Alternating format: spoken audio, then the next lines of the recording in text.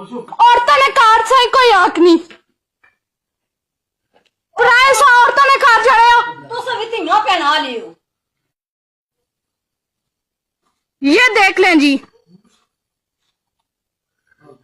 किसी के घर भी कूस आते हैं ये लोग, जो भी देखते हैं तो इनके घर औरतें नहीं है। तीनों पहना और माल मुसलमान नहीं, तीनों तो कोई बंदा हाली नहीं, जिसने की नहीं उसने पहन पर नहीं जरूर है जी। क्या आंटी की वो पहनो ने इज्जत अपनी अपनी है।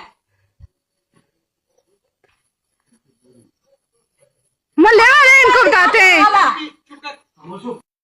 आप लोग क्यों इधर आए? कोई बंदा नहीं थे, तुसा जाओ वापस। इतना तुसा मर्द औरतों ने कार से कोई हक नहीं।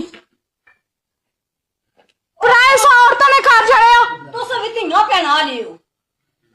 वापस जाओ तू। पहना ही है ठीक है। औरतों ने कार चढ़े हो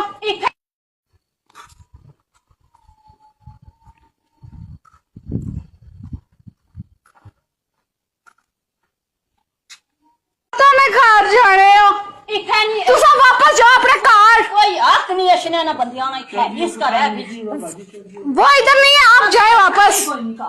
आप लोगों को शर्म नहीं आती? किसी के घर ऐसे घुस आते हैं।